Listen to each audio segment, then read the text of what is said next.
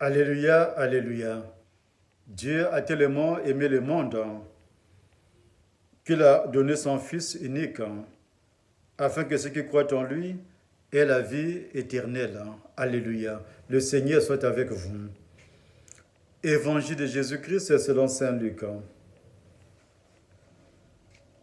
En ces temps-là, entré dans la ville de Jéricho, Jésus l'a traversé. Or, il y avait un homme du nom de Zachée.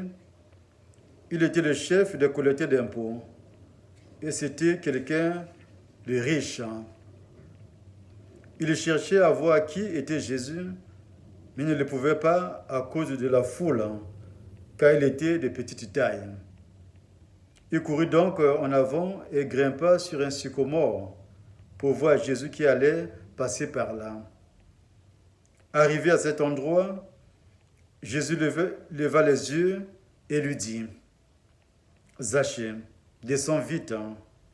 Aujourd'hui, il faut que j'aille demeurer dans ta maison. » Vite, il descendit et reçut Jésus avec joie. Voyant cela, tous se récriminaient. Il allait loger chez un homme qui était un pécheur. Zachée, debout, s'adressa au Seigneur. « Voici, Seigneur, je fais don aux pauvres de la moitié de mes biens. Et si j'ai fait du tort à quelqu'un, je vais le rendre 4 fois plus. » Alors, Jésus dit à son sujet, « Aujourd'hui, le salut est arrivé dans cette maison, car lui aussi est un fils d'Abraham. En effet, le Fils de l'homme est venu chercher et sauver ceux qui étaient perdus. » Acclamons la parole de Dieu.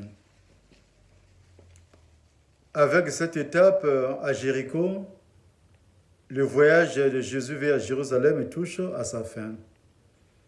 Malgré sa richesse, Zachée n'était pas fier de lui, car sa richesse était un bien mal acquis. Il avait souvent entendu parler de ce Jésus, de ce que Jésus faisait et disait. Il sentait comme un appel au fond de sa conscience. Il s'est mis à courir, puis à grimper sur le sycomore dans l'espoir de voir Jésus. Nous devons nous mettre à son école au quotidien, en vue de faire une rencontre avec notre Seigneur Jésus.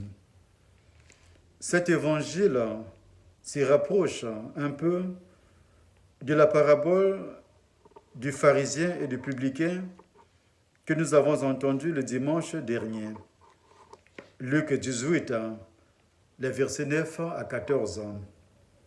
En effet, la prière du publicain, « Mon Dieu, prends pitié du pécheur que je suis », Luc 18, 13, est proche de la parole de Zachée dans cet évangile. « Voici, Seigneur, je fais don aux pauvres de la moitié de mes biens. Et si j'ai fait du tort à quelqu'un, je vais le rendre 4 fois plus. » Il faut reconnaître que l'Esprit Saint travaille le cœur de tous les hommes de bonne volonté. Au fond de son cœur, Zachée était déjà de la bonne attitude. Saint Augustin, en invoquant sa propre découverte du Christ, écrit « Tu ne me chercherais pas si tu n'avais pas déjà trouvé. » D'ailleurs, le récit de cet évangile souligne que c'est Jésus qui vient vers Zachée, comme il est venu vers toute l'humanité. Zachée, descends vite. Aujourd'hui, il faut que j'aille demeurer dans ta maison. Jésus vient encore vers nous dans cet aujourd'hui de Dieu qui est toujours présent. Chez Luc, le mot aujourd'hui représente, dès Luc 4, le verset 21, l'irruption actuelle de la grâce divine et du salut. Dans sa décision de se rendre chez Zachée, Jésus déclare « il faut ». Cet impératif représente la volonté de Dieu dans la vie de Jésus, jusque dans les annonces de sa passion en Luc 9, les versets 22, et en Luc 24 et 26. Jésus continue de nous appeler par nos noms,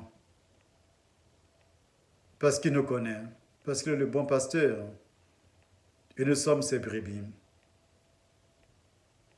Il s'invite dans nos cœurs et dans nos maisons, car Jésus nous aide à travers nos rencontres avec lui. Il met en chacun de nous les bonnes paroles et les bonnes intentions.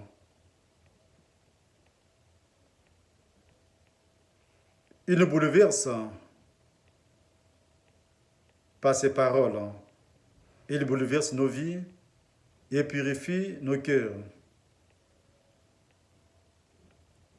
Il nous donne l'opportunité de l'accueillir dans nos vies.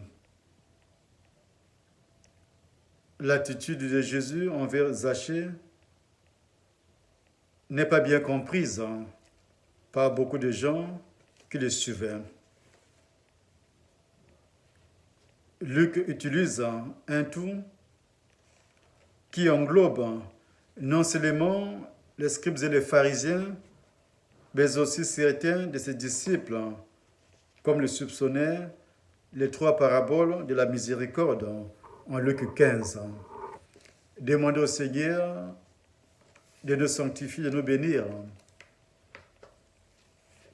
qui mette en nous cette énergie nécessaire pour le chercher et d'être à sa suite, qui purifie nos intentions et qui fasse de nous des chrétiens modèles, ceux qui sont capables d'imiter le Maître. Au nom du Père et du Fils et du Saint-Esprit.